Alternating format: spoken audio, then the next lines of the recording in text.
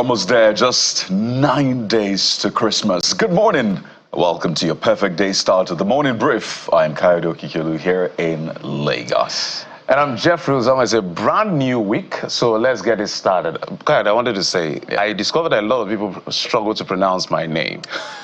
My name is actually Jeffrey. Because the way it's spelled, people get confused. Is it Godfrey? Is it Jeffrey? Come on, is Godfrey? it Godfrey? Godfrey? Godfrey? Really? I've heard all kinds of versions of my name. My name is actually Jeffrey. So it's pronounced like the J, but even if it spells as G, Jeffrey Uzoma. Just think of it like geography, right? Except that you don't go geography, but at least the G. Please don't say go. Really? Anybody said go free for real? I'm telling you, for real. Some say go free, some say Godfrey. In fact, I think one of my certificates was even misspelled. I'm telling you. You must have gone through a lot. I had to go to the court and do affidavit and all of those things. So people just hear it and like, okay, they spell what's on their mind. So calm down. So officially, let's reiterate, make this as Christmas present. Do not mispronounce Jeffrey's name, okay? It is Jeffrey. It is Jeffrey, it is Jeffrey. Jeffrey is fine. I know that the former speaker, who's now the president's chief of staff, went through that. In fact, there was a skit that was done for his name, Bajabia Mila. Well, that is more of a tongue twister, really. Yeah. Sometimes we just got used to it, so we don't know that it's a tongue twister anymore. You get, but Jeffrey was not on my list of names to be mispronounced. I'm telling you, I've gone through a lot. Come on. Yeah, truly. So on behalf of... I just accept whatever it is you pronounce. As long as it ends with free, it's fine. On behalf of everyone who's mispronounced Jeffrey's name, we apologize. But what a weekend. What a weekend. It's been hectic. And there's been a lot. What have you been tracking?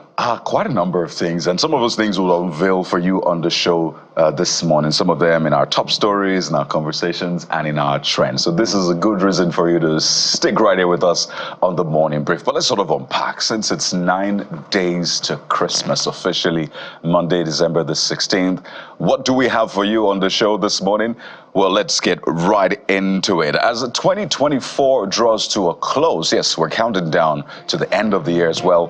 Assessing the performance of the national budget is critical to shaping Nigeria's fiscal direction in 2025. So it's budget week, and we're setting the tone, setting the agenda for what to expect, but more importantly, how well we have performed in 2024. Absolutely. As we're looking at how well we performed in 2024 and Outlook 2025, when the president will present our budget tomorrow, we will be talking to some women who are breaking barriers and shattering ceilings. If there are people that are regarded as top entrepreneurs in Nigeria, at least at the MSME level, we will call a lot of women. That's why we're bringing them in focus today. And today, a fashion designer joins us to explore this craft. And she's doing this across borders, across boundaries. So it's an interesting one. But of course, the big one, countdown to Christmas, has begun. As I said, 9 days. I started this in September, I'll be honest with you. Yeah, you've been looking forward to it. In September. But one of the biggest highlights of Christmas is the beautiful decorations that add a shine to the festivities. And one of the experts will be giving us tips and insights to aesthetically improving our holiday. So we're looking at decorating on a budget. And if you want to smash that budget, we have an offering for you as well. Doing the maximum with the minimum is what we're looking forward to as far as this decoration is concerned. No matter your budget, there's something you can do to just savor the moment. And of course, Olanike Balogun is the first female pilot of the Nigerian Customs. She will be joining us on the program to explore how she became this trailblazer. So we're celebrating these women who are breaking gender barriers. Today, women have a big time on the show. So all the questions on your mind, bring them on. This is all shades of beautiful, by the way. Yep. We'll tell you her story from cabin crew to pilot. I mean, think about that. But on a final note, on the show this morning, we sit down with Jones Ikonboy, who's a trailblazing songwriter and music producer. Oh yes, that's the man who'll be walking us through his creative journey and how well he's been able to capture the audience. I know that a lot of us streaming platforms are doing 2024 in review. They give you the kinds of songs you listen to in 2024. So we'll sort of be doing that with him as well today. Absolutely. Econ Boy suggests that it's from Cross River State. That's what you mean. Because But wait for it. But wait for it. Wait for it on the show. Absolutely. So it's going to be an interesting one today on the program. Don't forget, CTV Morning Brief is how you get to us, so chat with us. And of course, we'll help you amplify your voice. Before we get to the top stories, there's been a lot of hullabaloo about Kemi Badenoch and all the back and forth. So the way I see that whole thing, she's a politician. First of all, she's a politician. I see her as a Nigerian politician, UK branch. She understands her base and she's pandering towards that base. Even though it allows her to rove around being fearless to foolhardy, it doesn't matter. She has a big picture on her mind at the end of the day. So that's why she's getting all the lash and all the critics and criticism and support as well. Yeah, some people are saying that there's merit in what she says, but she doesn't need to be the one to amplify. They call it like it's something called you understand this. It's a fallacy. A strawman argument. You distort the position of the opposition and take him to the base and put your argument there. It's more like a worst case scenario and pick it up from there. So she's pulling up that strawman argument. Some other people say, well, where's the lie? That's what I'm saying. Putting out the worst case scenario. You understand? But our base understands this. After all, a former prime minister called us fantastically corrupt. So there's nothing she's saying. Do not take a lot of things to heart. But I think the big issue for us as Nigerians is whatever you're saying, well, you can keep it. Yeah. Let us fix ourselves. Yep. Okay. If it is true, we'll fix ourselves. If Absolutely. it's not true, we'll still fix ourselves. Absolutely. But this is what we'll do. We'll fix you some top stories on the show this morning. What's been making the news across the board? Stay with us right here. It's the Morning Brief.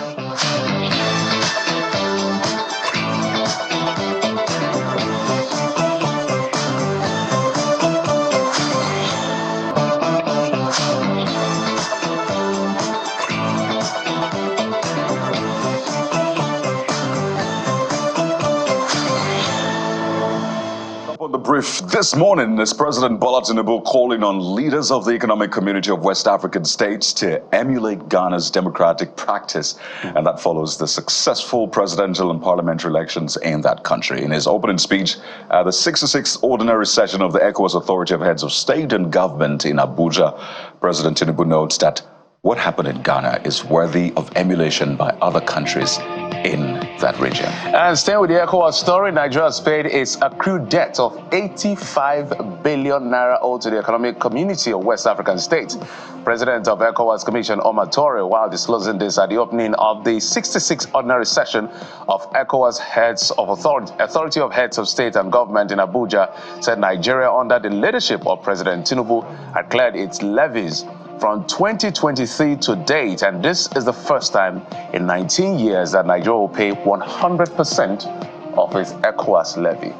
Ooh. Shout out to us. Come on. I mean, it's good to see the credit, but there's some debits expected for the ECOWAS as well. Understand. Some countries will be leaving in the coming weeks. But let's tell you that the Central Bank of Nigeria has announced a fine of 150 million naira on deposit money banks found guilty of giving out a legal flow of mint naira notes to currency hawkers across the country. In a circular signed by the acting director of Currency Operations Department, Mohammed Olaimi, the Apex Bank expressed concern over the increasing prevalence of mint naira notes being traded by hawkers, and also highlighted its determination to address the commodification of the naira. Good move by the central bank. Let's head out of Nigeria to Brazil, where the president, Luiz Inácio Lula da Silva, has been discharged from a Sao Paulo hospital following an emergency surgery to treat intracranial hemorrhage. Lula had a successful surgery last week, Tuesday, in which doctors drilled through his skull to relieve pressure that built up after a blow to the head in October when he fell in a bathroom in his presidential residence. And to sports news now. Chelsea moved within touching distance of Premier League leaders Liverpool with a closely contested victory over Brentford. Goals from Mark Cucurella and Nicholas Jackson were enough to seal the win for the Blues as Enzo Maresca's men looked to pile the pressure on Liverpool. And away from the good times with the Blues. Are you the Blues? I don't know. Arsenal, United, Chelsea. And with the Blues, they say that Channels is blue. Absolutely. Let's head on now to our entertainment scene, where 23-year-old Nigerian model Samuel Nwauju has emerged as the first African to win the prestigious Mr. International title.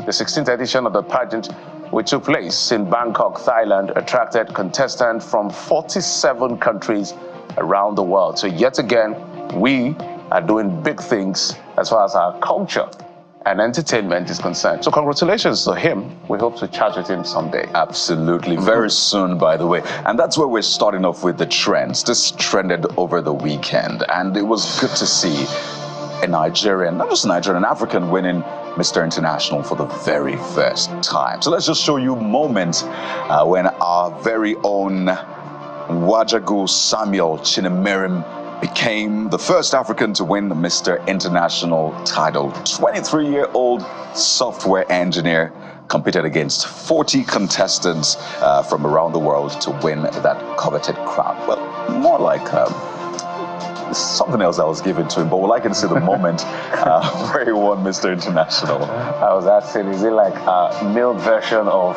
Miss World?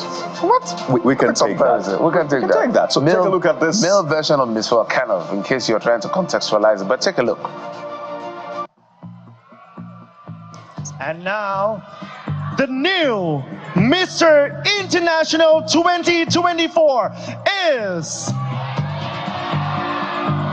Nigeria! Congratulations, Nigeria! You are the new Mr. International 2024. Great job! Congratulations! And please give it up for our first runner-up, Vietnam as well. Congratulations, Nigeria!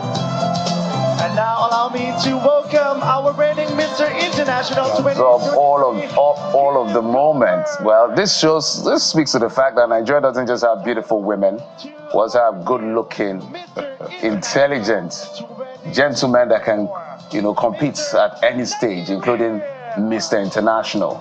Whatever that means is good for us. It is absolutely good. And yes, he didn't quite get the crown in the sense. It got more like a sash around his neck. But the point is, this is Mr. International, Wajagu Chinemerim Samuel. But this didn't just happen. It's been a long time coming. He won Mr. International for Nigeria. But on this day, he had to answer very interesting questions. So let's show you the last question he answered, yes, before he was crowned Mr. eventually International. Take a look at it. This question is about technology and human connection. The question is, as technology continues to evolve, how can Mr. International promote a balance between innovation and meaningful human connection? You have 30 seconds, and when you answer, please look at the camera right in front of you. Your 30 seconds starts now. As a software engineer, I've learned that technology should be used to enhance human communication and not replace it. As Mr. International, I will encourage others to balance their offline and online lives. By doing this, we'll prioritize meaningful relationships, promote empathy and kindness, where everyone feels heard and understands. Thank you. Very, very good answer from Nigeria. Let's give a big round of applause for him. Woo! Great answer. Wow. Communication enhancement, not replacement. That was brilliant on the spot. It was. That was a good one. So when you think about Nigerian software engineers or computer geeks, do not think yahoo, please. Yeah, this is Samuel. This is a perfect example of what it is. This is what we're about, okay? Not those little dark spots. This is what Nigeria is about, and indeed Africa is about. So congratulations to Samuel. All right, let's get to other things you've been talking about, one of which is the police in Nigeria will rob us, according to Kemi Bainot. He was relaying some of the things that our family, our brother, I guess, experienced, that police had robbed our brother of his shoes, I think, and a watch or something, something of that nature. And this has gotten loads of flags. People are coming against her, people supporting her. The people coming against her said, look, if there's anybody to speak ill of Nigeria, it shouldn't be you. You're in a very vital position. We appreciate excited about your position. Others are saying, yeah, she said the truth. Let's face the truth. So it's neither, it depends on which side of the divide you're on. So this is coming from... this particular one is from Obadiah. What did he say? Somebody somewhere who Nigeria hasn't provided power supply, good road security, EDC is mad at Kemi for speaking against a system that is hurting him or her. It is very difficult to understand the have-nots in Nigeria. All right, so this just shows you the varied response to responses to her statement. But this next one will interest you. It's from Babatunde Irukera. Remember him? FCCPC, former head of FCCPC. Now, this is what he said. It says, wondering how the detour to policing in Nigeria is responsive to the question of trusting UK police, especially when you conclude MPF should not be the standard for assessing UK police. It seems contrived. Why? He says, I don't know. By the way, he started by saying maybe it's the lawyer and litigator in him that is speaking, but he can't help but wonder how the detour to policing is responsive to the question, which was asked her originally. Oluremi Sama said she hated everything Nigeria so much based on her experience here that she just decided to marry a white man. She doesn't want any affiliation with Nigeria. There are many Nigerians abroad that don't want to have anything to do with this country anymore based on the experience here. We really need to fix up. Well, we're proud of our country. We understand their position. Whatever it is, they are the witnesses of their own experiences. But Nigeria is a great country. We can't throw it away. Every country has their issues. Even the UK. Stabbing people is a common thing in the UK. Some of the streets in London, for instance, and some of those places in Oxford. But we're here. We don't just throw away the country because of that. So problem identified, at least to that extent. A lot of people have experiences. The police. This is about the police. So if we need to fix things, let's fix it. If this is not true, let's still get better at it. But let's move on. Different sides of the coin, Jeffrey. We talked about Samuel making Nigeria proud, doing great stuff. We can also talk about Dr. Ngozi Okonjo-Iweala, who's been named by Forbes as one of the world's most powerful women in 2024. So as I said, different sides to the coin. But I think we should just take out the positives. Fix the police, emulate people like Dr. Ngozi Okonjo-Iweala and Samuel. There's a lot more trending for you. By the way, there are comments to this. People saying that she's truly an exemplary figure in the African and global socio-economic space. Somebody also saying we have competent people that can lead us well. Nigeria, shun region and religion. Choose with your sense. Okay. There you go. So keep your comments coming in. Hashtag CTV Morning Brief. That's how you can be a part of the show, or just head over to WhatsApp right away. I'm talking right now. You see the number on your screens. You can send us a message if you've got questions, contributions, or videos of happenings around you. How is Christmas looking? 9 days of Christmas around you. Have you started seeing the Christmas trees, the lights, the decorations? If you have, if you've not, that is the number which you can send it to us on WhatsApp. So do that right away and we can show the world. But we'll take a moment now. When we return, we have a whole package for you. Stay with us right here. We're talking the budget. We'll be back.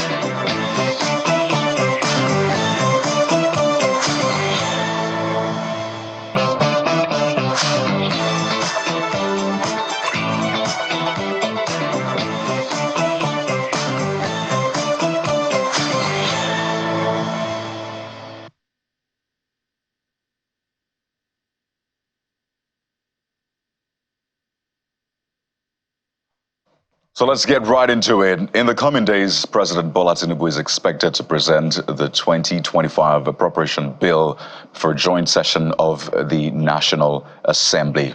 So in just a few hours, in fact, by this time tomorrow, we should be preparing to receive that budget before the joint session of the National Assembly. But not so fast, really. Let's talk about the 2024 budget. How well have we been able to meet the expectations, the targets, and the assumptions put in that budget? How well has that budget performed? I think it's important to really understand where we're coming from so we can chart a way forward. So lest we forget, how is the 2024 budget doing? And we have a panel on the show this morning just to walk through that. After all, it's your money. It is my money we're talking about here.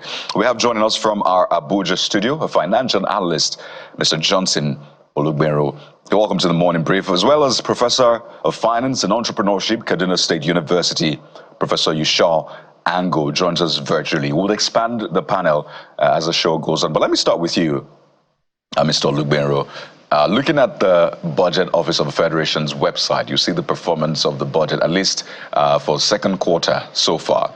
And, well, it didn't look quite good for revenue, for example. We underperformed in terms of revenue generation. So we had a target of about 6 trillion quarterly, but we underperformed that. In terms of debt as well, we're racking up debt beyond the threshold, as it were, even for oil production, that's crude oil production.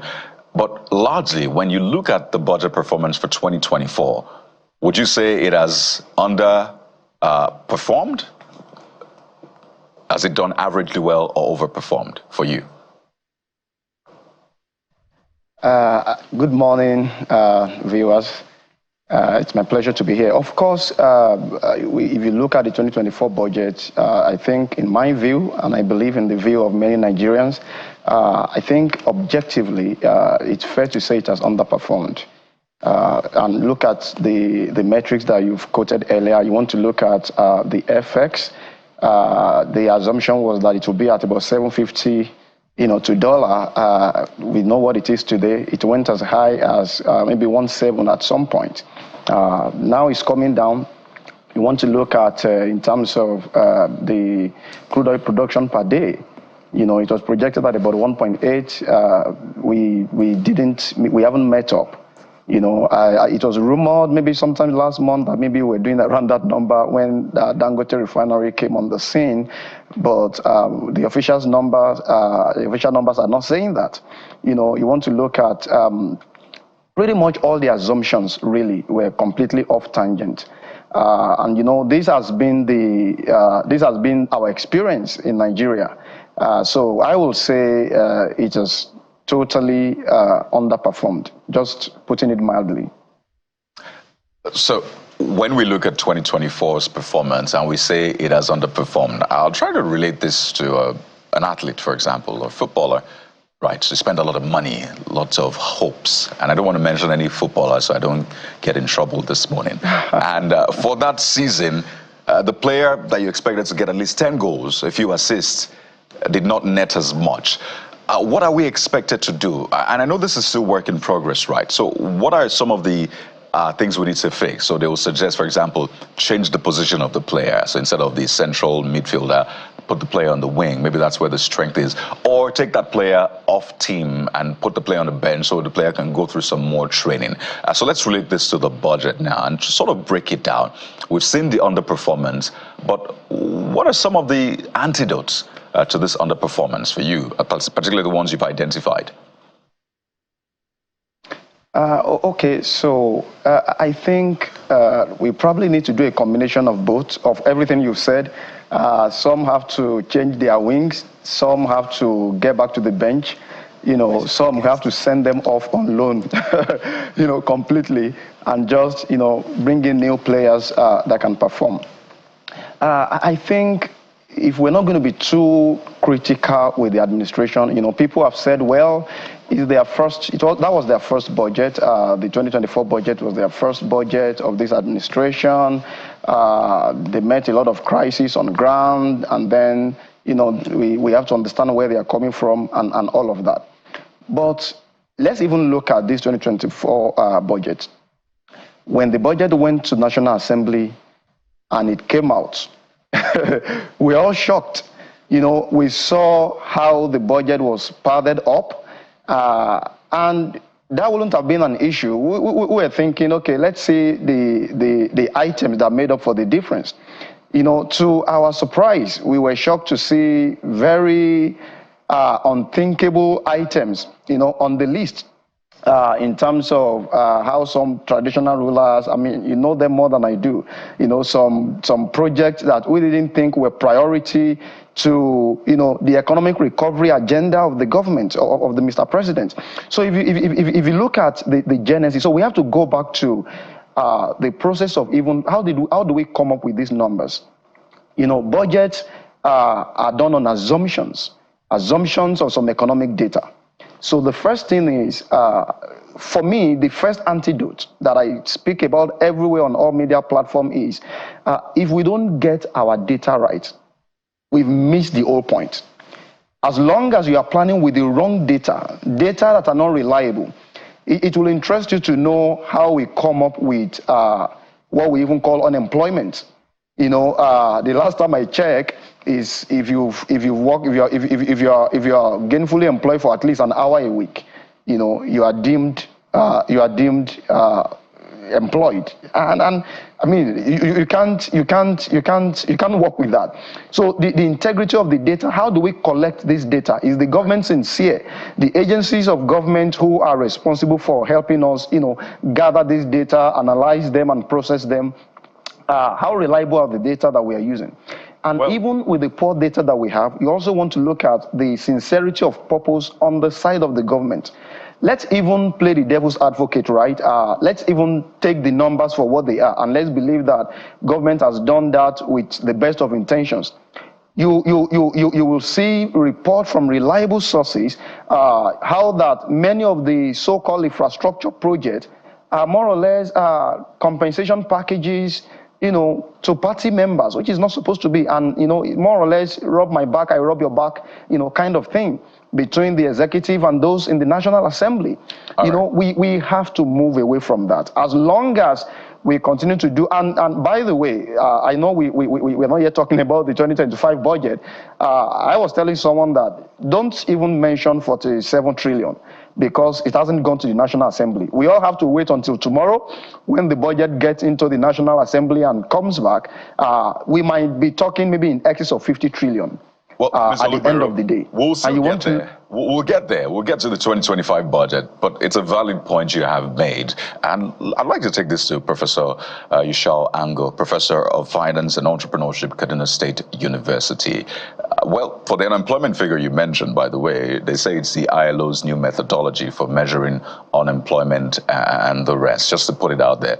But Professor Ango, they always say that the way economists or professionals look at figures, budget, is quite different from the way the average Nigerian or the average citizen sees things. So the average citizen sees it from a particular point of view, but economists usually see it from a broad view. So when you look at the performance, and again, as I said earlier on, the budget office put up the performance up until the second quarter, and you see some of these figures. See debt. Nigeria's total public debt is at $91 billion. As at the second quarter, there's been an update to that. You see all of the assumptions not being met. Is there another way to really tell the story aside underperformance? Do you see something different, Professor Ango?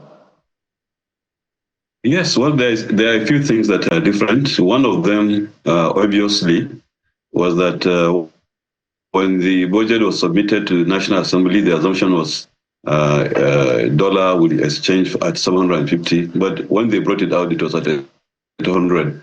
Today we know what it is. So from the perspective of revenue coming into government, we can see there is an increase, obviously, that in that aspect. But otherwise, most other projections have not been met. But more particularly, it was the budget, a watershed of some sort, because it was a budget actually made by this administration. And as you know, two budgets were run in 2023 and 2024, actually at the same time. But the budget made by this government was the very full budget made by this particular government. And I think it met with a lot of problems, especially with food inflation that happened in the course of the year. We have seen that stabilize somewhat.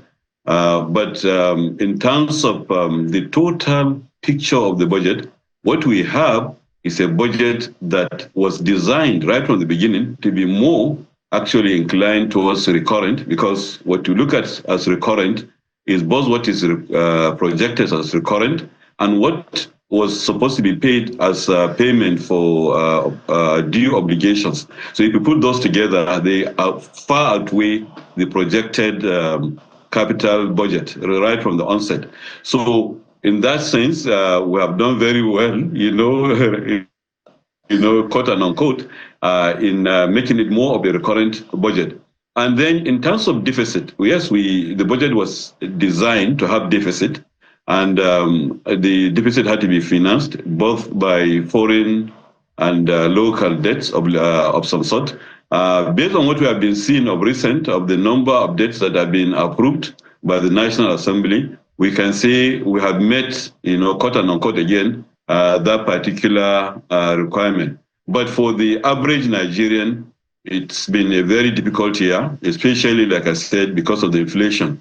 And then normally the sector that suffers most when we have some of these challenges is the capital expenditure side of the budget.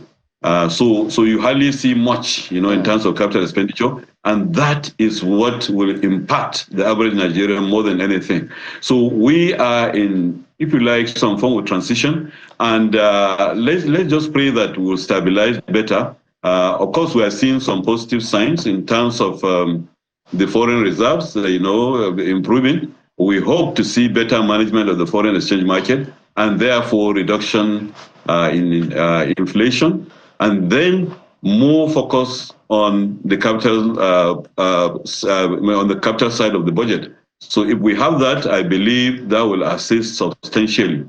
And then we hope again to see that there will be, if you like, improvement, because we are seeing obviously some form of improvement in terms of the volume, of crude oil that is produced and exported or processed and daily. So those are positive signs. And of course, the growth of the economy in terms of GDP is also positive, relative, and is meeting up with the projected projections right from the beginning. So we are optimistic that hopefully, in the oncoming, especially the next year, things will stabilize, and then we see clear-cut development. Right, and Nigerians will be able. Prof, can you hear me? Yes, I can hear you. Just land on your thoughts. I can throw in my question. Yes, I'm through. Thank you. Okay, so if you were seeing the screen, you would have seen that we put out the assumption of the 2024 budget, and then the performance so far. Some are plus and minus because they keep fluctuating, like crude oil price, things like exchange rates. So you can see that for inflation, we're performing abysmally. There's nothing to write home about, over 12% increase. You can see the crude oil, we're doing less of it, but that is not under our control in terms of pricing. But in production, we are seeing an improvement, although when it is crude itself, it's about 1.4. Condensate makes it 1.8. But the middle line, which is the exchange rate, is where we have one of the biggest problems. We can see the GDP growth rates. So my question will be, when you look at some of these numbers, we're also going to pan it around interest rate, inflation, and all of the issues that have to do with tapering inflation, how it hasn't been effective, although it has slowed it down at some point. When you look at how the government has managed the economy and these numbers that are speaking to facts, would you say that it suggests of some level of fiscal discipline? Because in terms of productivity, we haven't seen that much when we look at our export numbers at the end of the day. Well, actually, we will not, because it's what you have that you use. In terms of fiscal discipline, we can say we're fair. We're doing relatively okay, especially, like I said, given what we can see in terms of spending. But unfortunately, like I said, more spending is in the recurrent, but that was what the design was. Now, the issue is, especially based on the earlier question, the expectation of the average Nigerian. The average Nigerian, the most important that affect the average Nigerian is inflation. And those are affected by the exchange rate, by inflation, by the interest rates, and other factors, and of course fiscal expenditures and all that. In terms of fiscal expenditures, we have seen some reasonable management of these, but of course it is like you said, you cut your cloth according to the size. You're cut according to the size of your cloth. But basically, we need to do a lot more. We need to be more more disciplined in the way we spend, and we expect that government will now put expenditure where it will impact the average Nigerian more. Like for example, the major cause of inflation in reality last year were two things. Majorly transportation because of the increase in fuel prices and all that, and then food inflation, which is also affected by the cost of transportation and other costs. So some of these things, we are lucky. Like I said, we are now in the season of harvest and all that, but it's the long term that should be of concern to us. I have not seen much that has happened, that will actually take care of the long term. Of course, I've had the pronouncement from Mr. President saying that Nigeria would be would be a major exporter by 2025. I'm not sure where. Of course, he has a lot more information than me, but as a farmer myself, I don't know. I am not that optimistic, because of the expenditures. But of course, government has done so much, especially in distributing a lot of fertilizers and all that free of charge to farmers. The method of distribution is another thing altogether, but that is something. But I doubt if it is going to be sustainable. Let's take it to our guest in Abuja. From where you sit and what you're seeing in terms of the performance of this particular 2024 budget. By the way, we also have 2023 budget, because this 2024 budget is both the main budget and the supplementary of 6 trillion that was added to make it about 34 trillion. And we have a record high that is coming for 2025. What can the government do to really use fiscal planning to impact people? Because what it seems, if you look at the inflation number and the exchange rate, which are the big ones, like what you call the blood pressure of an economy, the scorecard is really not as it should be, and the economic policy of the government is arguably responsible for this. What can the government do in terms of their fiscal planning to really impact the people? Because at the end of the day, that is what is the fundamental question. We can throw all of these macroeconomic numbers and feel good with ourselves, that FX is big, debt servicing is improved, but if the people don't feel it, it doesn't make no sense.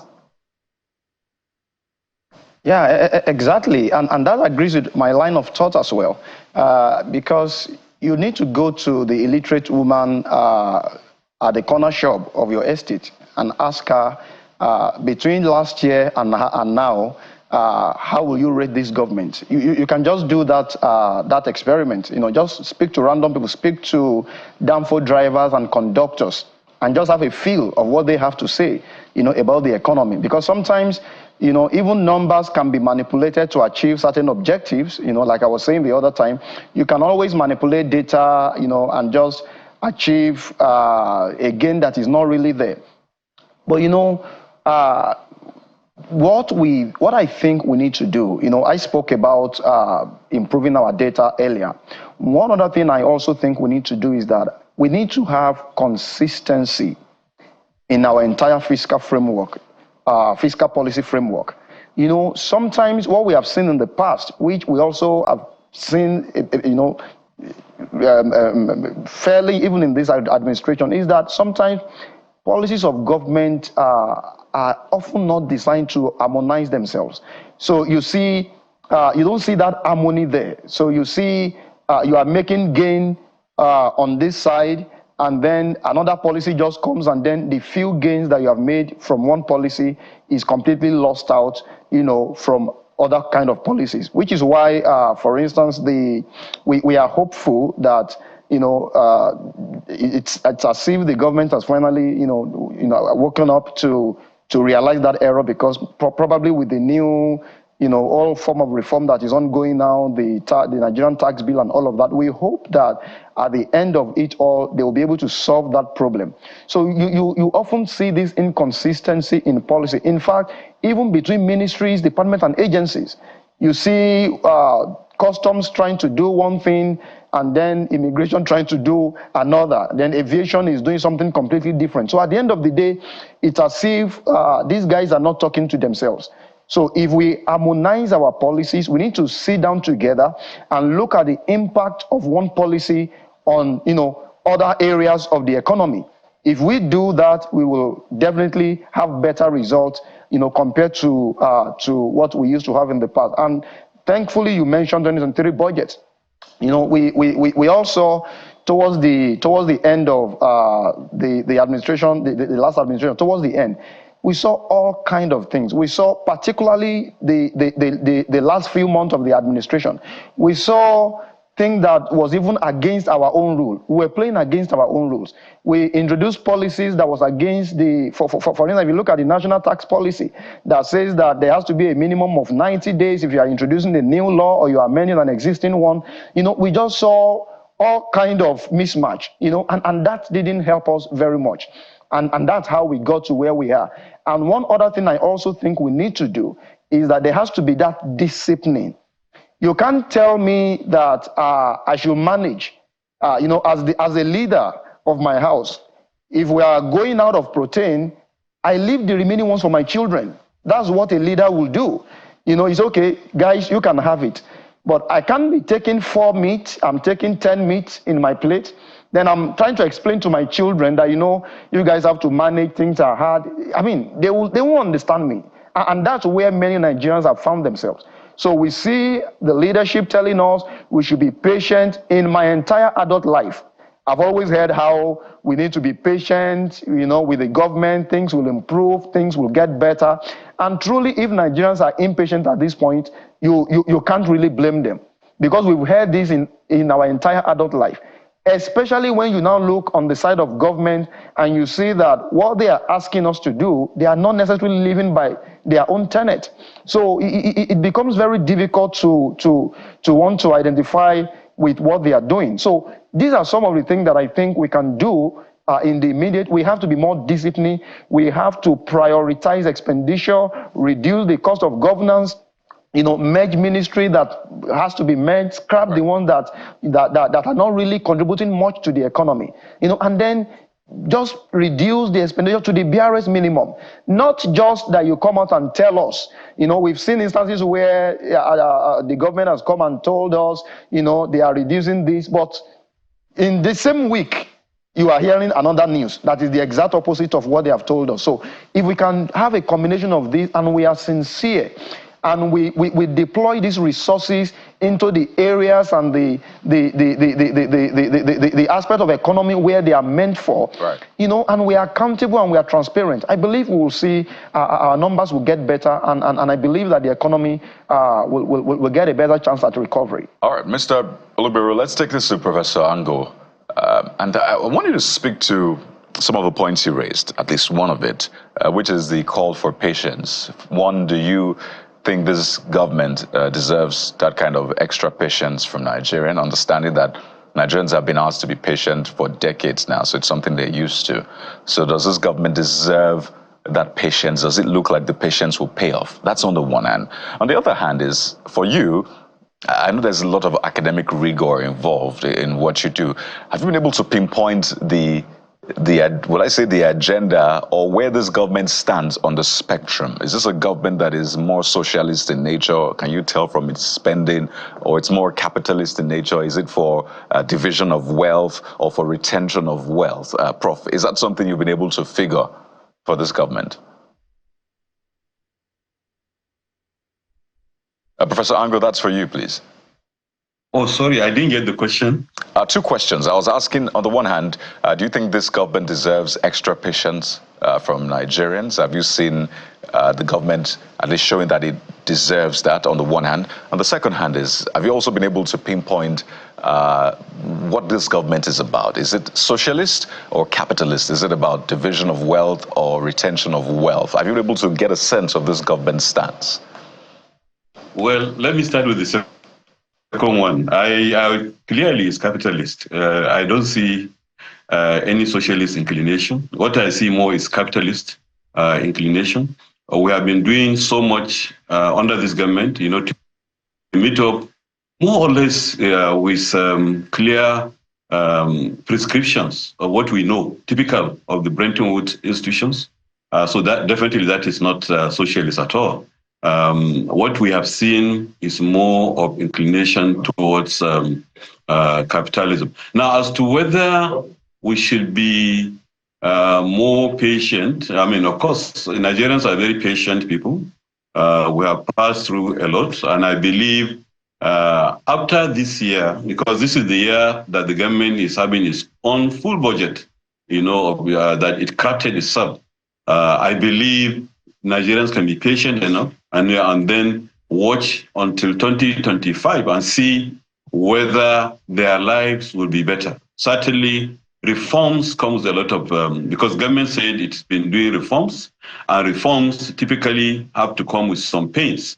But I believe Nigerians are resilient enough. They can weather, if you like, some of this. But let's begin to see some progress. In terms of Human Development Index, I know that what we have seen, especially in terms of the policies that have come up since this government came into place, have had a lot of, they have challenged the average Nigerian in terms of cost of living and all that. But then Nigerians are willing, and usually able to withstand some of this. So we give them some time and see. But certainly the policies are capitalist oriented. Clearly, there's no doubt about it.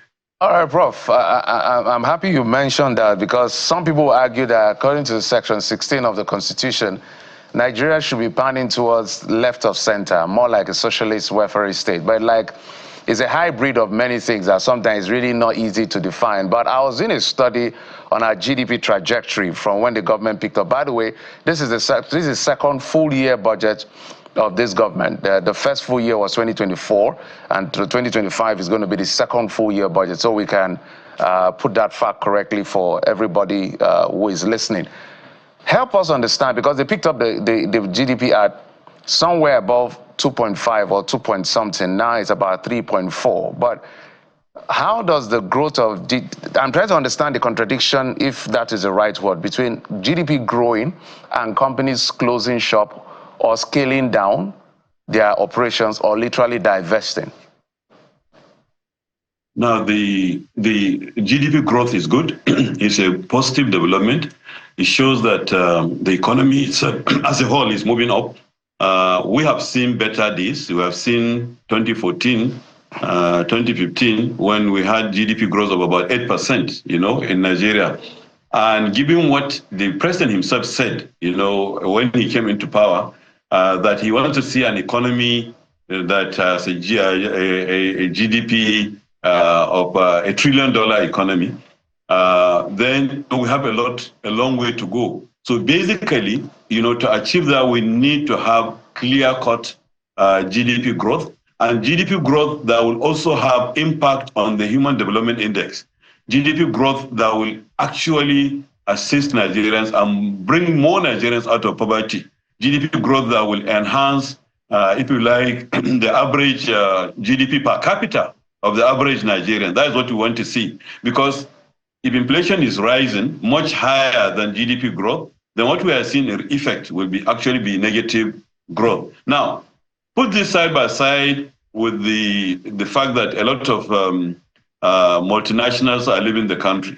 Now, that is a matter of concern, obviously, because what we want to do, or what we hope for us to be able to achieve the economy we want to achieve, is to open our doors to foreign direct investment, genuine ones, I mean. But we don't know really whether those conglomerates, some of them that are leaving, perhaps maybe they have enjoyed a lot of subsidies, and so they cannot withstand, the regime of rates that we have now, or whatever it is. But whatever it is, whatever policy we should come up with, my suggestion is that we should do it, grow the GDP, certainly, grow the GDP to $1 trillion, economy to $1 trillion economy. As if you remember, before the coming of this regime, Nigerian economy was #1 in Africa. Today, we are #3. We're moving towards #4.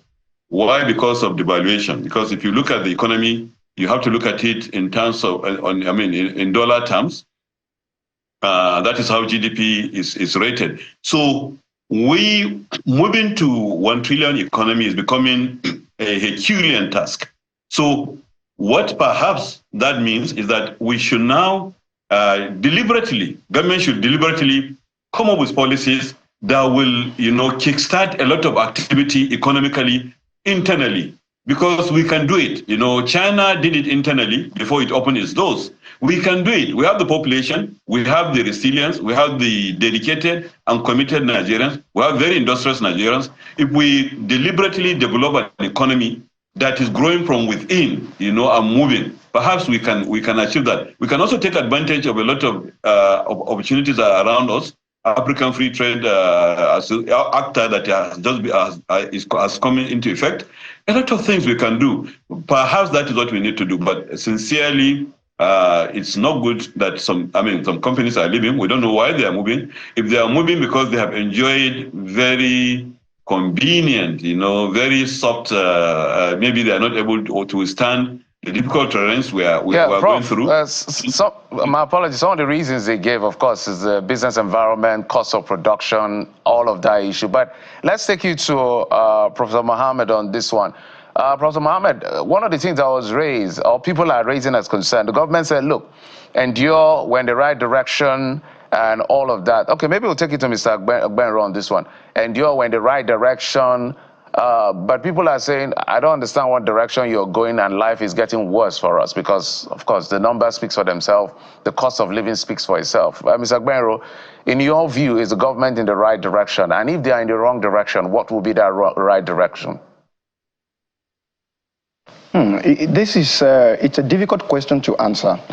And I'm saying that because as much as we want to criticize the government, we also have to admit a fact. And the fact is, there are no easy way out of our problems. I don't care which candidate would have won the election. There is no easy way out. On paper, right, on paper, sometimes I think they are going in the right direction, frankly speaking. If you look at some of the reforms and you look at, you compare that with common practices and all of that. But it's a mystery. But in reality, we are not getting the kind of impact that the reforms should be giving us. So, for instance, our biggest FX, the biggest contributor to our FX used to be the crude oil. And you will think that as soon as Dangote came on board, the thing would have crashed. Thankfully, it has started coming down gradually, but if you do the math in terms of what we're importing, if that was taken out and we are now doing it locally, you would have expected, the FX to have further crashed down. So on paper, sometimes you want to think they are going in the right direction, but there are some other hidden practices here and there that sometimes is not helping us to get the right result. And let me give you an instance. We had a report from Budget, right, some times ago. They did a very intensive analysis on the budget performance over certain years. And what they found out was that many of the projects, many of the so-called infrastructure projects and the capital projects either did not exist or in instances where they existed were largely uncompleted, or where they are managed to be completed, the kind of thing you are seeing compared to how much money, that went into it, you can't even marry them together. So these are some of the things that is not helping us to get the right result. If you look at all the policies of government, I think throughout this administration, the MPR has consistently gone up. We are at about 27.5% now. And despite that, inflation has not dropped commensurately with the increase in the MPR. So you want to look at these numbers. So you think on paper, it looks like everything looks good on paper sometimes, but then you will realize that the reason why we don't get the kind of result sometimes is because a whole lot of things are still not done properly. Government needs to be not only tell us that they are going in the right direction, they must be sincere, in their pursuit of that direction that they are going. And if people are asking that we don't even know where you are going, you can also excuse them. Yeah. Indeed. All right. Let's anchor at this point, and I just want to take final comments from Professor Ango on what your expectations are. At least we have a peek into what the budget would look like, or the appropriation bill in this case. So, Professor Ango, what do you think is realistic? And I'm talking some of the assumptions that would see in the appropriation bill. What do you expect in terms of doing this realistically and based on the experiences we've had 2023 and 2024? Professor Ango, final words. Projections, I've seen the assumptions. Some of them seem a bit realistic. The exchange rate, we probably can be able, sorry, I'm talking about the price per barrel of oil, maybe we'll be able to achieve that. In terms of production quantity that we expect, I also think we can accept that. But quite a number of things, like with the previous speaker spoke, I mean, we need, beyond whatever policy we are coming up with, we need to be able to stand on two important things. And if we don't do that, I believe whatever is planned will just come and pass. Now, basically, we must ensure that we actually develop this economy from within. We must improve infrastructure and, as much as possible, patronize our own companies within Nigeria to do this. Now, we must somehow find a way within, of course, agreeing to market forces and all that, but within that, we have to find a way of managing the foreign exchange rate. If we allow it to oscillate anyhow, I don't see how we'll be able to manage, and meet the expectations of the budget, as well at the same time as the issue of interest rates. Right. We have played with it. The previous regime, we have been increasing this, and every MPR, we have been increasing basis points and all that. It has not given us what we desire. We know the problem. Every time there is the Federation account meeting and monies are distributed, the following day, the next day, exchange rate will start increasing. We know what that means. We know the implication of all that. So basically, if we are serious, we have to be firm. We have to ensure that we manage and reduce as much as possible this level of corruption and all that is taking place. We must ensure that Nigerians benefit from the fact that now, instead of 1/4 of our money going towards importation of processed fuel, right, we now have it internally. Okay. Clearly, a lot of work to be done, and I'm glad you mentioned FAC. So that talks about local government, state government, and the federal government as well. So while we're having this conversation at the federal level, states are also, preparing their budgets. Local governments also get a lot of money. I mean, you imagine there's some local governments that get close to ₦1 billion monthly. And we expect that people should ask those questions. But we have to thank you so much, spotlighting these issues. The big day is tomorrow, so we'll see how that plays out. But we've been speaking with Professor Yushao Ango, Professor of Finance and Entrepreneurship, Kaduna State University, Deputy Vice Chancellor Academics of the same university. Thank you so much for your time, Prof, as well as Mr. Johnson Olugmeru, Financial Analyst, joining us from Abuja studio. Thank you as well for your time and very important thoughts. Well, we'll take a moment now, and when we return, we'll spotlight yet another issue which is of importance to you and I. That's the moment. Stay with us.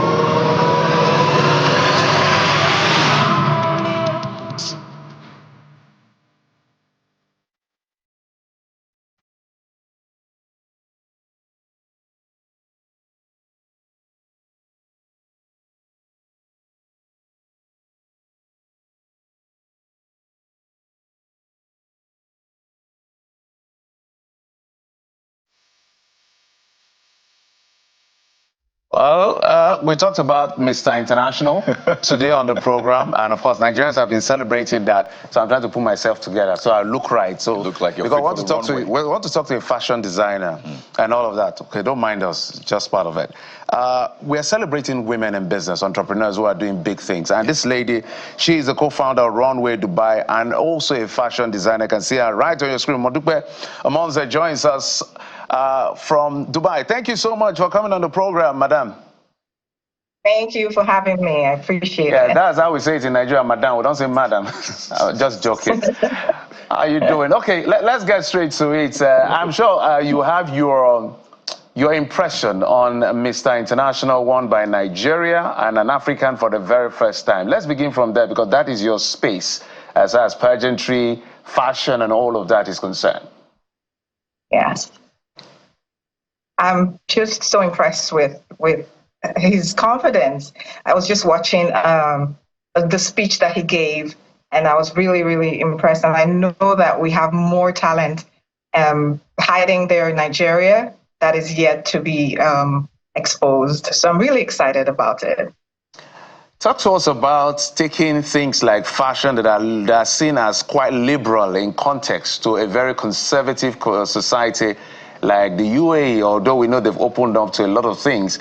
How challenging is that, and how successful have you been?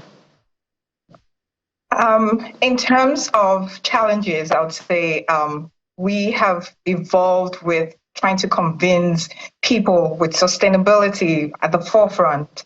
So sustainability has kind of covered all aspects of fashion, and not ignoring modesty, not ignoring traditions and culture. We're just incorporating both and trying to make sure that we respect culture at the same time. So yeah, we've had challenges. It's not easy.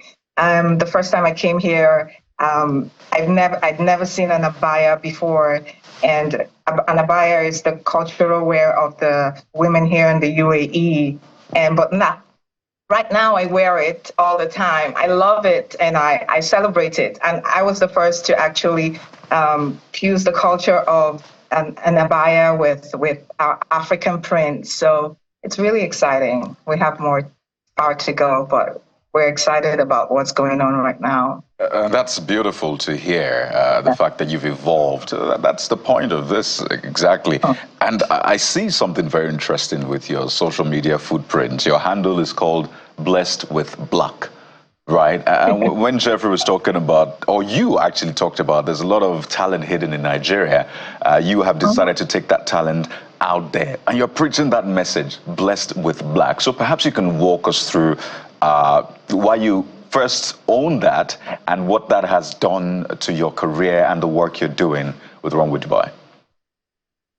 Okay, so the first time I opened my social media and I said Blessed with Black, I wasn't talking about my skin color. I was trying to encourage people about what Black means in fashion.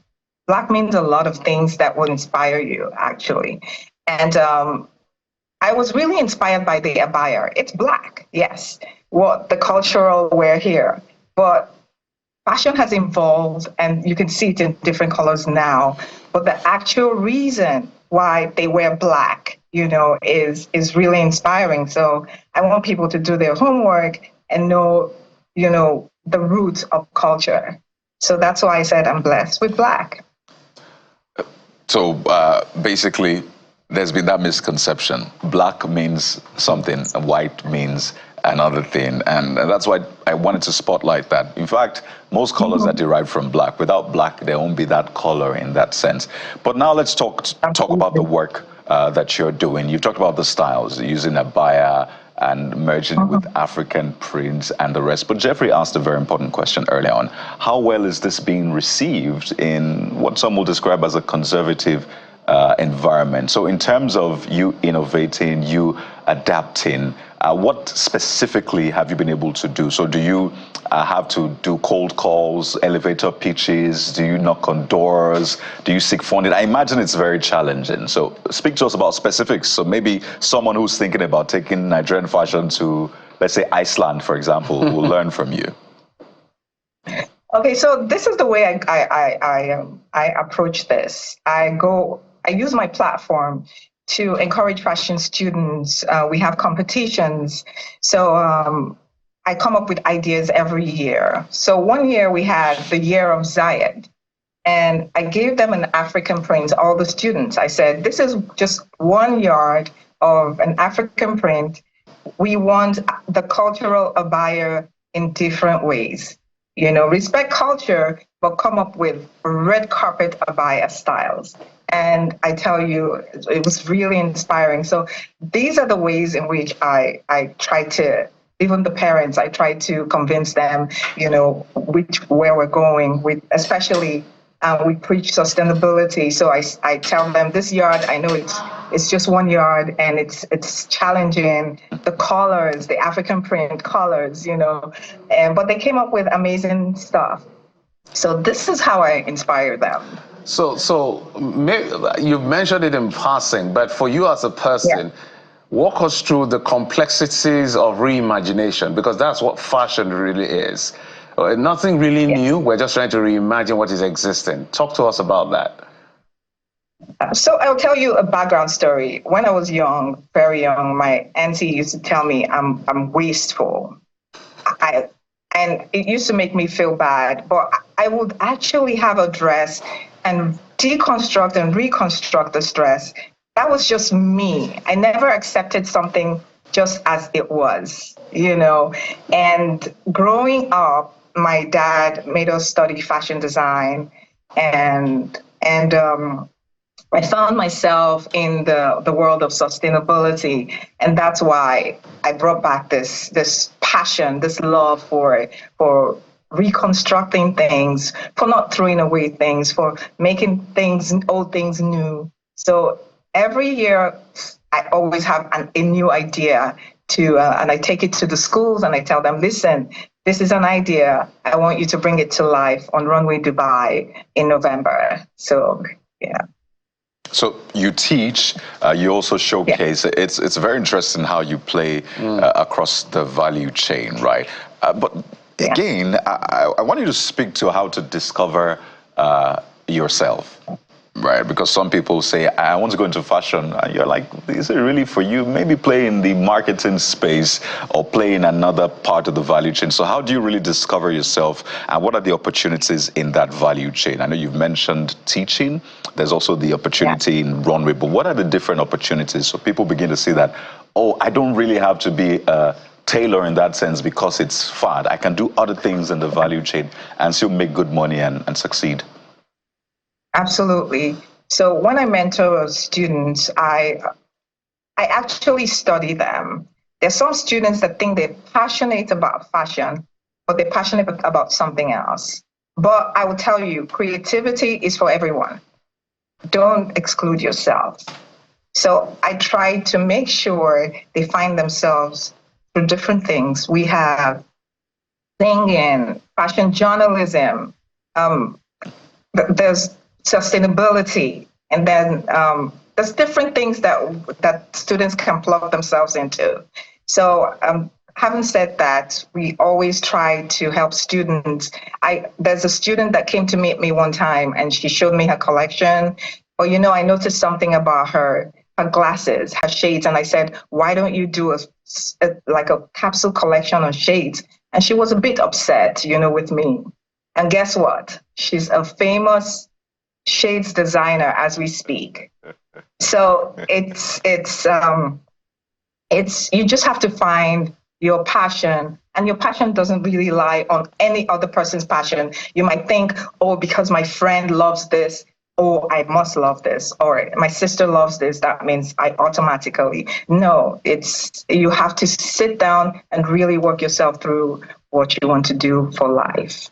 So how would you assess the performance of Nigerians who are in fashion business and are resident in Dubai? Dubai is an interesting place as far as Nigeria is concerned. It's one of the best choice in terms of destination when it comes to holidays and leisure and business and all of that. It's a tough love relationship. It's a tough love situation with all the back and forth we'd have in terms of diplomacy and all of that. So how would you say Nigerians are doing who are in that space, who are playing in the space you're playing in? Nigerians are doing really well, I must say. People love culture. I started something with a platform for Nigerian designers here called Time for Africa. I mean, African designers, but, you know, highlighting my culture and my country. And it was super successful. There was thirst for culture, especially African culture. People came in numbers. I could not believe it. So it's different. People want to know more about our culture. And it's even with the music. And so it's inspiring. And I see growth in Nigerian designers, especially. We're really passionate. I see growth for them. Well, there's a challenge we have to talk about, and I will not let this conversation slide without mentioning it. So you see, there's a list of entrepreneurs that disappoint you the most. And tailors usually top, or fashion designers usually top that list. You have to pray, sometimes you have to fast, so that your fashion designer will pick your call first. So you can at least ask, when is my outfit going to be ready? And sometimes you get the outfit and you wear it and you're like, this is not what I ordered. You clearly measured me, but what I'm wearing is different. Come on. So it's usually a lot of heartbreak. Sometimes you are hurt. You give a material, and then what you're getting is someone else's material, and you're like, come on, and I'm going for an event today.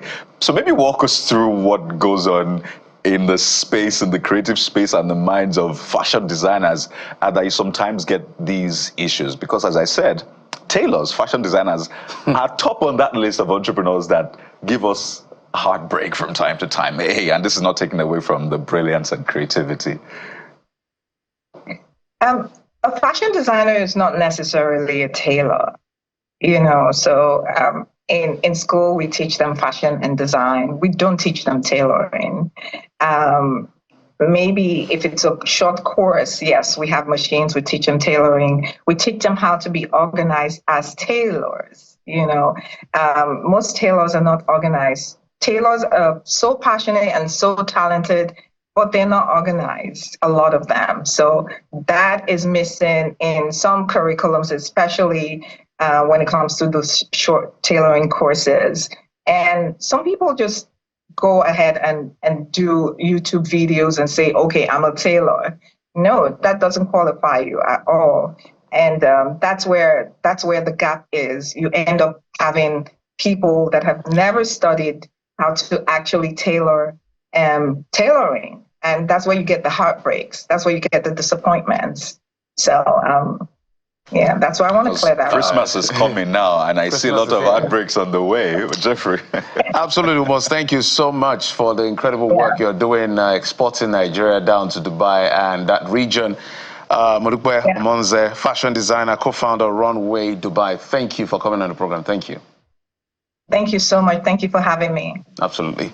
And maybe one of these days we'll join on the runway. Jeffrey, it'd be good to see you on the runway. It will not be bad. I would like to do it. No, for real. We could do it. So the morning brief edition. Yeah, it's not bad at all. We'll take a quick break while we're thinking about a runway career and come back to tell you how you can design your homes and all of your offices, within the budget as far as Christmas is concerned. The person who will guide us through all of that is right here on the program. Join us again.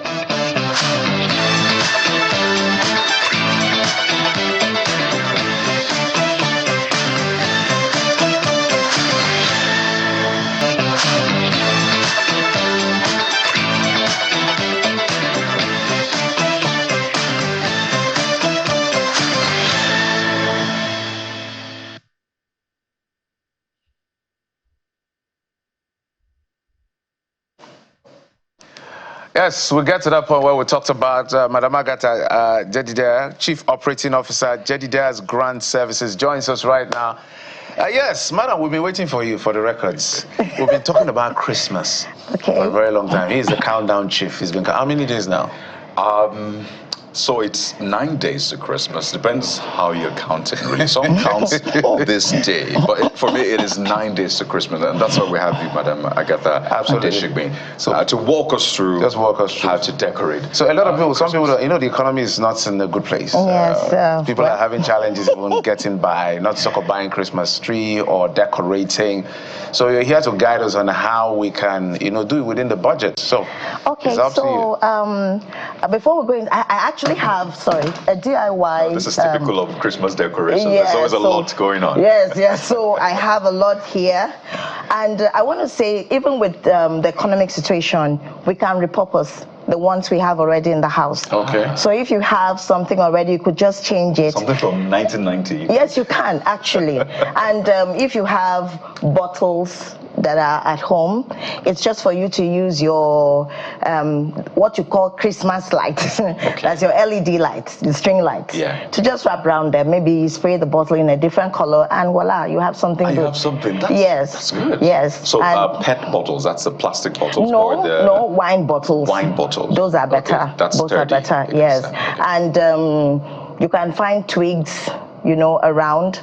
in those bottles, you can just put your twigs and put your Christmas hangings. There's always something you can do that gives you, a different feel that, oh, this is Christmas. But today I want to actually show us how to do this. This is very simple to do. So what do you call this in case we're looking for a name to Google? Oh, well, you would call it a Christmas ornament or hanging, something that you'd so I got this idea last year. We had planned to do something, and all of a sudden we had forgotten something. Luckily for us, we had all of this around us. So this is your everyday wood that you can get from the wood market. Okay. So it starts with the wood, cut out wood. Yeah, so you can cut out this wood, any shape you want. It could be round, it could be square, whatever. You understand? So, and what I'm doing now, if you have maybe last year Christmas, maybe a box or a carton that you had bought your light from, you can actually use it also to do what I'm about to do now. Okay. So with me here is this wood. I have my, of course, your Christmas garland. This you can get for like 700 naira. Yes, just for one strand like this. So you call this your shaggy garland. Shaggy garland. Yes. I like so it. You can get Shaggy. So you can get this for 700, 500, 700, depending on which market. If you go deep into the market, you get it cheaper. So you get it cheaper. All right. So this is your Christmas bells, your Christmas bowl. I have with me my glue gun. Very important. Yes. This is. That one doesn't have a price.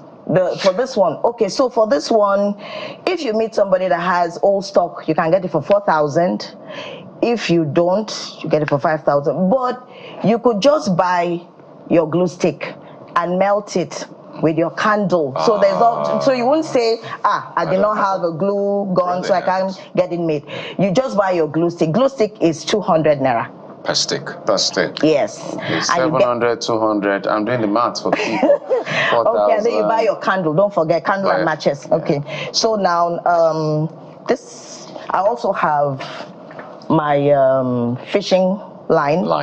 So you may not have fishing line. If you just have a cloth that neatly tear it, you will still use it. I like this DIY on a budget. Is there something we can do for you right here?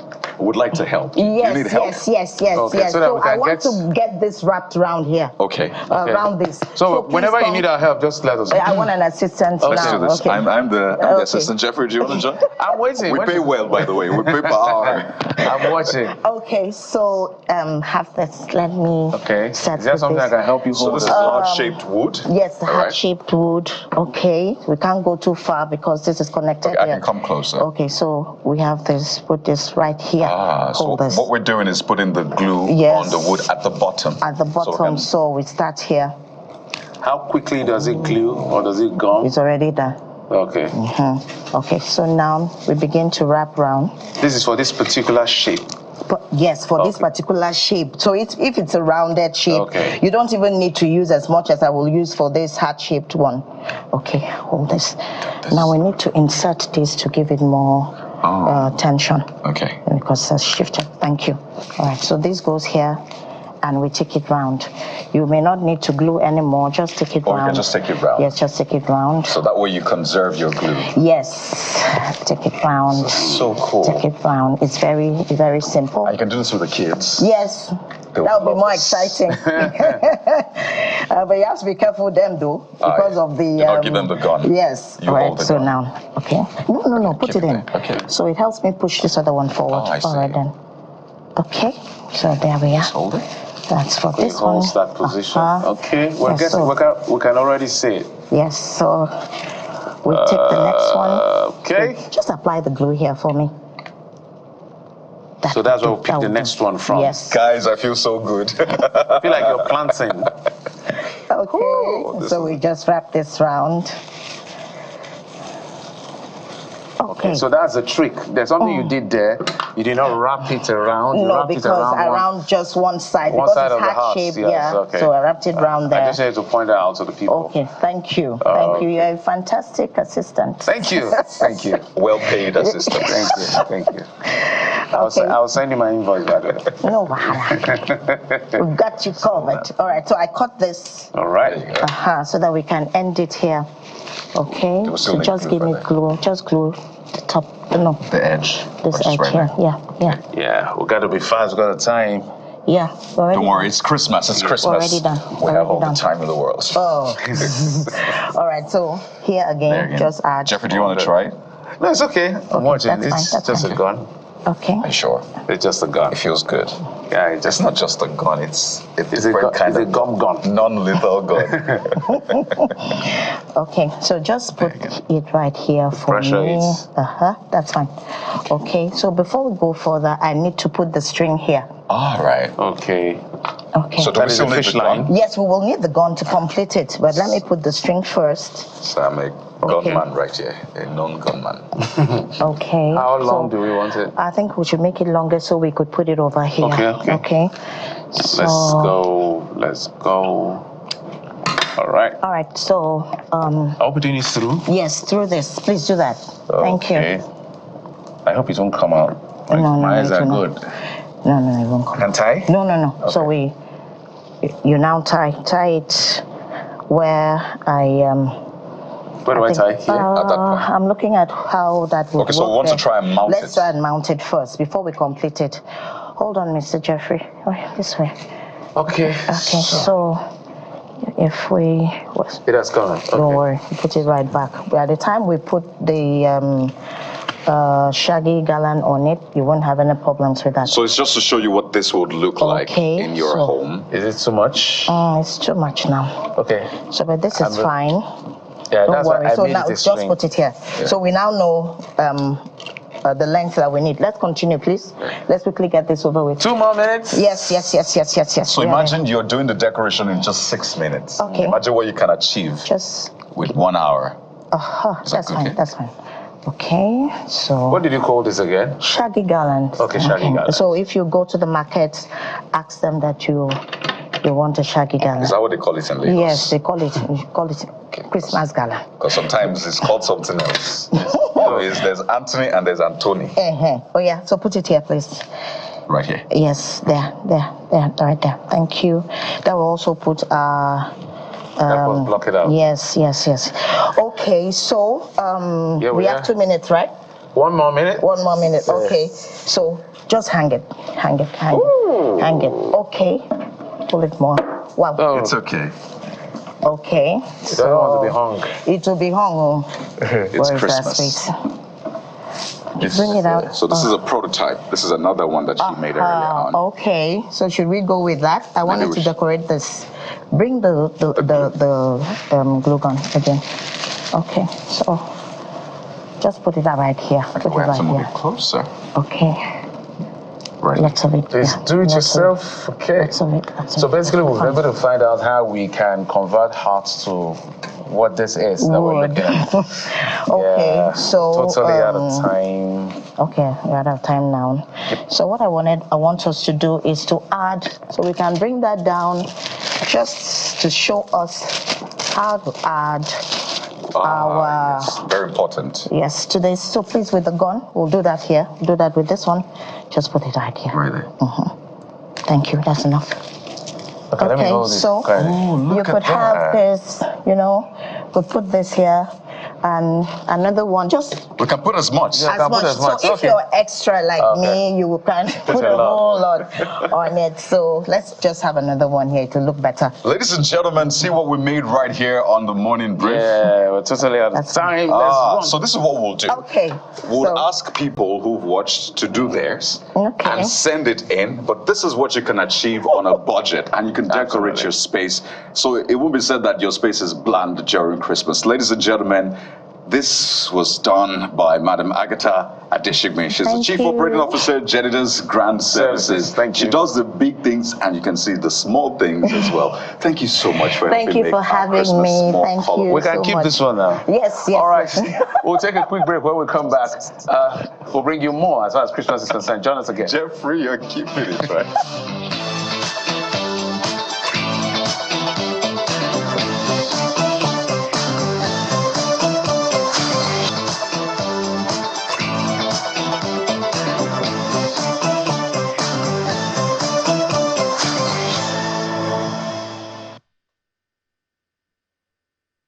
welcome back. Now that we've talked about Christmas decoration, we'll definitely be giving you some more insights how to decorate your space for Christmas. But next up on the show, I want to talk to a trailblazer, someone who has shattered the glass ceiling, literally. She shattered it and went straight into the air. We have joining us on the show this morning someone who trended some days ago for being the first female pilot of a Nigeria Customs Service. We have on the program Olanike Balogun joining us live from our Abuja studio. Look at that cool uniform. Come on. Good morning. Welcome to the morning brief. I almost wanted to run away. Good morning. You know, right now, I feel like joining the customs. You make it look so cool. And now you've done something no one else, or no other female has done, being the first female pilot of Nigeria Customs Service. But let's start with the elephant in the room. For a lot of people, they were thinking, customs, pilots? How did this happen? Whoever knew that the customs had pilots? So maybe clear that for us before we talk about your phenomenal story. Okay, thank you. Good morning, everyone. Yeah, Custom has pilots. We have a lot of fleets. So those fleets are for border patrol and movement. Okay, so now that we've gotten that out of the way, it's been said that your journey started as a member of a cabin crew, and from there you've come to become a pilot. So walk us through your story, because as I said earlier on, it's phenomenal. Yeah, first and foremost, I would like to give glory to Almighty God and also to the Nigeria Customs Service as a whole under the leadership of my able, hardworking Controller General in the person of Bashir Adewale Adeni and his management team for making me who I am today. I started as a flight attendant, a cabin crew, and have been there for long, flying as a cabin crew before I applied for sponsorship, which Nigeria Customs Service paid everything for my flying. So it was a beautiful journey anyway. Okay, talk to us about how long this journey has been. How long did it take you to train? How long were they now confident to say, okay, Balogun can fly, let's give her a try, let's give her a chance. So walk us through how long it took for you to become a pilot. And how long have you been flying, by the way? Customs Service is the leadership, the Controller General of Customs. He believes in capacity development. So I've been in customs since 2002, and I showed interest of being a pilot. And he said, let's give her a trial. She's been in service since she developed the interest. She wants to fly. She wants to be a pilot. So they pay for everything. That was in 2022, sorry, pardon me.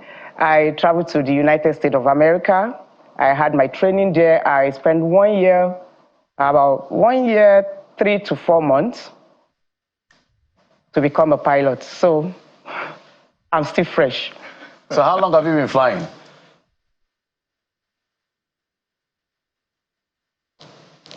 Can you hear me? How long have you been flying in terms of your locking hours?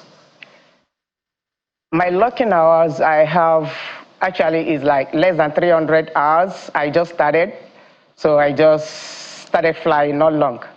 So I have roughly 300 hours. Okay. Beautiful. It's important to also drill deeper, because a lot of people just think, it's flying now. You just jump into the plane, you start the engine and you press the accelerator just like a vehicle. But flying is different. So walk us through what your typical flying day looks like. All the checks you have to do, what you have to do in the air, and then how you land. So people know that it's not just driving a car, it is different. It's been interesting and a lot of challenges, because flying is not just like driving a car. So it takes a lot of calculation, navigation, and you have to be a meteorologist. You have to navigate. You have to be a mathematician. So flying, it's not, it's not a joke. It has been an interesting journey for me. I have the interest, I stay focused and determined. And I believe in myself. All right, I saw it and I said, Olanike, you can do it. So I put in all the effort and my, to get it done. Yeah, it has been a challenging I'm sure Nigerians would like journey. to see, my apologies, I'm sure Nigerians would like to see your eyes if it's not too much to ask at the end of the day. But if it's fine by you, no problem. But one of the things I want to find out from you, the very first day you were to fly all by yourself, tell us that experience. There's always that first day to drive, first day to teach, first day of everything. Walk us through your first day. How nervous or how excited were you? The first day, it's called, you have to practice with your instructor. Yeah. Your instructor have to satisfy you okay before they can give you a plane to fly alone. You have to do a lot of practicals and you have to prove it to him that you can do it. So my first solo, it is called solo. The first day I was supposed to have the solo, I went with my instructor. You have to do like 2 landings before he now drop and let you go do you fly on yourself, do like maybe 4 or 5 landings, then you taxi back. So the first day we were supposed to have the solo. We went on air with my instructor. After like 3 landings, the 4th landing, the weather changed a bit, it started gusting. So we canceled it that day. I was so sad, but after like 3 days, we went back, we did it early in the morning. So I did 3 landings for him. Then he's like, okay. I took him back to where he's going to like wait for me. I alighted from the airplane. Then he told me, Nike, I know you can do it, all the best. I was just like, man, within me, get down. Let me go get this thing done. I was so eager to have my solo done. So he was there. He tuned into the radio frequency to listen to my conversation with the ATC control tower. So after the whole thing, I taxi, I was giving clearance. I got up there. I was supposed to do I think 3 or 4 landings. I ended up doing 6 landings because I was so excited. I was happy. I was so happy to do it. So I did 6 landings. So when I got back, I taxi back. My instructor was so happy. I was so happy. That was the day I became a pilot, actually. Okay. That was the day, Brilliant. The porter on me celebrated me. Brilliant. So what kind of aircraft do you fly? For training or right now in Nigeria? Right now, can you fly any aircrafts? That's what I mean. Or there are specific kinds of aircraft you fly? Flying is not a car. Okay. So if you're flying, you have to get type rated on each aircraft you need to fly. You need to go for training, you need to go for sim, and get a type rated on each aircraft you have to fly. So it's important to get that, so a lot of people understand the intricacies. But back to that question, imagine right now, you're not sitting in our studio. Imagine you're sitting in your pilot seat, right? Once you're seated, what are the checks you have to do in that cockpit? What are the things your I's you have to dot, the T's that you have to cross before you fly? Maybe give us some of the language that you use as well, so people understand the work that goes in. Okay, before any flight, the most important thing is to check the weather. You have to get your weather checked. You have to be sure the weather is okay for flying. After checking your weather, you do your weight and balance. You submit your flight plan to the control tower. You get to your cockpit, you do your pre-flight checks, you check the airplane, you check everything, you check the fuel, you check everything to be sure that the aircraft is safe to fly. So when you get to your cockpit, you can't just do anything offhand when it comes to flying. You have to go through checklists. So for every phases of the flight, you have a checklist that you have to go through, you have to check before you do anything on that flight. You have to go through a standard checklist for each aircraft. I know that you said you locked in barely 300 hours. Some of us have just been flying. We've never locked in a second. So it's a big deal as far as this is concerned. It's not like driving a car. In the 300 hours you've flown solo, walk us through some of the challenges you can say you've experienced and what you're learning as a pilot. The challenging I've experienced as a pilot is weather. Weather has been a lot of challenge. It has been a difficult one for us. You know, at times when you are in school, you are ready to fly, but you cannot go on flight without being clear and without the weather being okay. So weather has been a lot of challenges for me.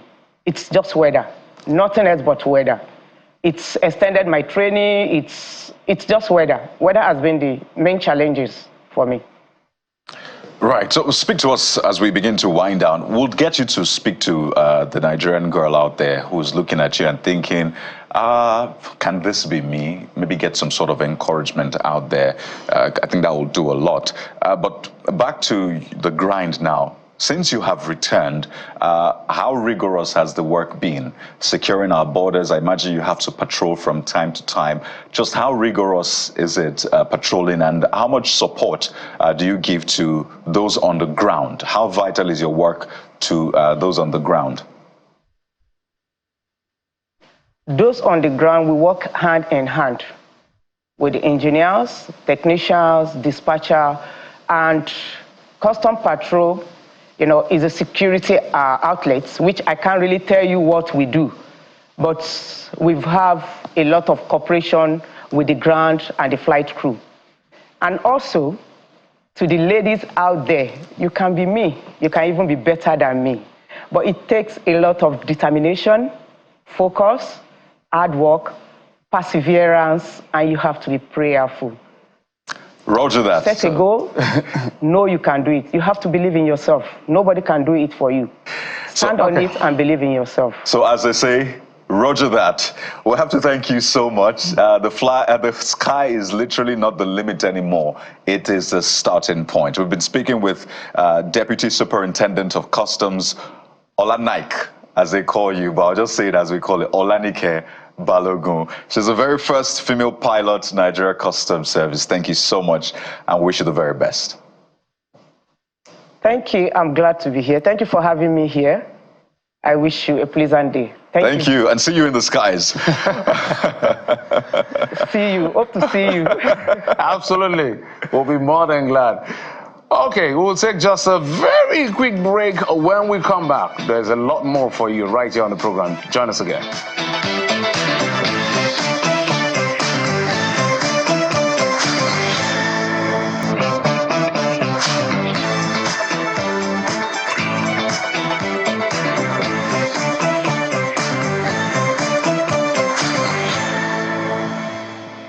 All right, the next gentleman we're bringing on the program he has many parts. So let's reel out some of the parts of this guy. Songwriter, producer, audio engineer, is also the winner Musiv and Sennheiser Award for Afrobeat Artist of the Year. His real name, Nse Tangban, but they call him Ecom joining us from the UAE via Zoom. Thank you so much, the Ecom Boy, for joining us on the program. Yes, it's a pleasure. You pronounced my name very well, by the way. A lot of people don't usually get it in the first try. I'm trying. So let's be clear. Where are you from, so that we contextualize this? I mean, if you look at my name, you see the answer inside. I'm an Ecom boy. Ecom is Cross River. It's in Cross River State, so I just took that name and I turned it to International Kingdom of Money. Just yeah. Fantastic. It's great to see you amplify your culture. So what is it about you that makes you love your ethnic nationality so much that you say, look, if I'm going to grow as an artist, I have to carry my people all the way? I mean, when I look at my life, it's very easy for me to see that I've been very fortunate. I grew up with a lot of people who haven't been as fortunate as I am. And sometimes you just imagine the circumstances were different. It could be anybody else. It could literally be any of my friends or cousins from Ecom who has the same opportunities as I do right now. So I decided to use, whatever opportunities I have to give them a platform, in the sense of, bringing awareness to the name. It's like you have Lagos. Lagos is a very popular place worldwide. If you tell someone you're from Lagos, certain doors open. So why can't I do that for my people, seeing as, God has put me in a position to be where I am today? That's one reason anyway. So for a lot of people, they will expect that one Ecom boy would either be performing or at least would be in Ecom, South, or be in Lagos, right, Nigeria. But you said, nah, I'm not staying within that stereotype. I'm choosing another area to express my art. So what informed that decision, and how has that panned out for you? Well, for a very long time, I struggled to be part of the Nigerian music industry, which I think is a very, the idea of that is not very well thought through. I believe at the end of the day, music is what music is. A lot of international acts also have their origins. They just happen to be where they are. And trying to force someone into conformity is might somewhat interfere with their personality. I personally have spent more time outside Nigeria than I have inside Nigeria. So my musical, journey and influence sort of details my experiences. I'm not a Lagos boy. I can't even lie. I love Lagos. I've been there. I cannot sing in Yoruba like people do. Do you understand me? I can only appreciate, from a distance. And I also think that it's important for, people to be scattered around the world in terms of representation. It's good that while the Nigerian music industry is very dense in Nigeria, it's also good that we try to have as much representation as possible outside. So for people in Nigeria, me, I'm a Dubai, whatever artist, but for people in Dubai, I'm a Nigerian artist. You see what I mean? And so I just decided I'm just playing a role. This is my role. And that's beautiful. You just won Music Awards. I don't know how that felt for you. Did you see that coming? Is that like validation? Maybe not I told you so, but yeah, at least now you recognize that something great has been happening all the while. How did that feel, and what does that do to your art, your craft? Well, you're playing the video right now, so I was excited. Listen, I didn't go there hoping to win. I just went there. The nomination was honor enough for me, but I was just happy because if you know anything about the UAE, you would know we've had one or two issues, being Nigerians. And I just felt fortunate to be one Nigerian who could be represented or represent Nigerians in the UAE in a positive light. And so when I went on stage, I gave a speech and I said, this award is for Africans in the UAE and Nigerians in the UAE to let you know there's still room for us. It's not all bad. So it's an honor that I don't take lightly, and I'll remember for the rest of my life. Yeah. So let's talk about your subgenre of Afrobeats, because a lot of people sing now and everything is literally Afrobeats, and they've created some categories for us. So what subgenre of Afrobeat do you do? That's very interesting. Well, see, I consider myself a Nigerian artist. I wouldn't say I'm an Afrobeats artist, but it's just easier for people to categorize you in a way that you understand, they feel comfortable with. I'm fine with that. But if you check my discography and if you look at the artists I've worked with, I was just doing some work with Warner Music and Nora Fateh. She's an Indian, she's an artist from India. I just dropped a song with some guys from Brazil. They call music. I've done song with people in Germany, all around the world. But, it's just easier for people to call you an Afrobeats artist. So I haven't labeled myself whatsoever, but I'm just happy to let people experience me. So I wouldn't call myself an Afrobeats artist. I'm a Nigerian-born, UAE-based, international type artist. But yeah, I make a lot of Afrobeats, and I'm very proud of being a Nigerian. So I hope that answers that. Well, it's very interesting, and I like that you're carving a niche for yourself. But some will also say It is what it is. There's a genre. People always want to place you, maybe for ease, right? Yes. People don't really like complex things. They don't like to keep different boxes. They want just one big box, and then they put you inside. So maybe in terms of marketing or commercialization, and that's why I just say whatever. Just say you're Afrobeat, so you just naturally be in that. It works.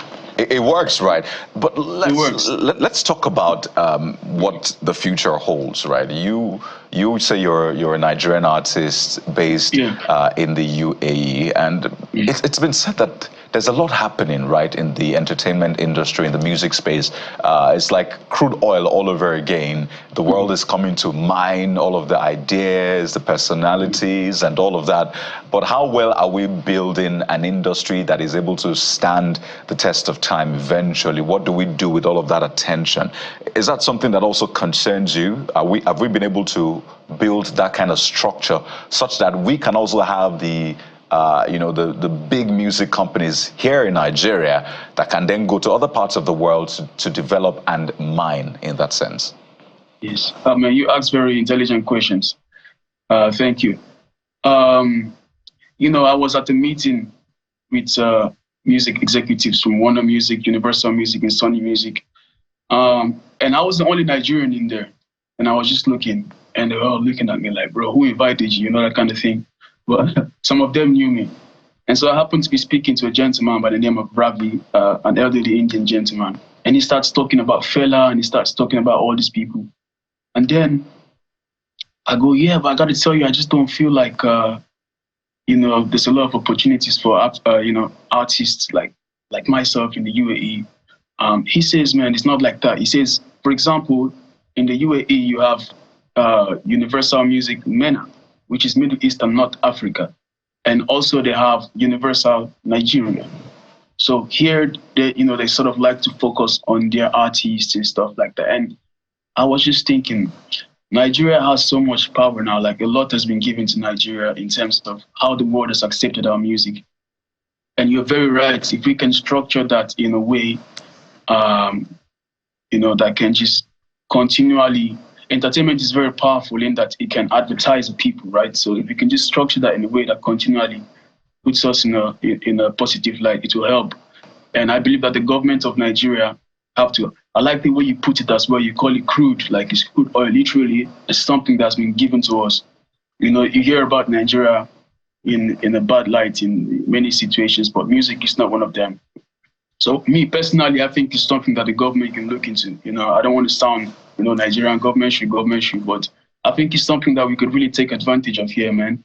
It's something that literally has been handed to us, and I think we should look into it. We should create structures and systems that can allow the youth in Nigeria to truly, truly benefit from the music industry.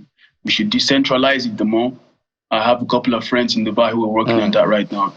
We should try and decentralize it and just make sure that we maximize this opportunity that has been given to us, man, because it's really a blessing.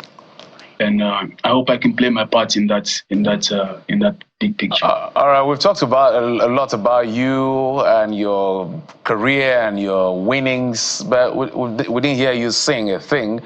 Maybe in 10 seconds, if you could just do a line of any of your songs and what the title is. Would appreciate that.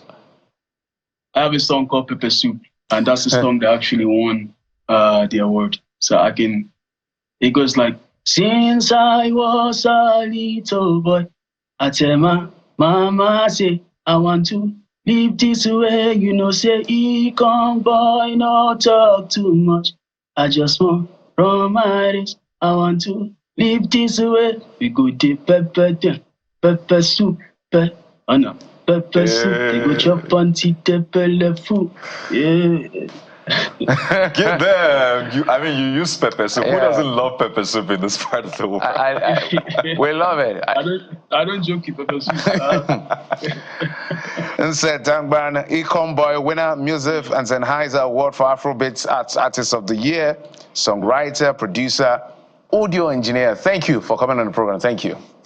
Thank you very much. I appreciate you. Thank you for your time. Absolutely. Well, that's it on the program. Thank you so much for your time and, of course, your usual company. I'm Jeffrey Uzoma. You're welcome. We've given you another artist to add to your Playlists. Okay, you're welcome. Sunrise Daily is next. Thank you for joining us. I'm Kayode Okikilu. Goodbye.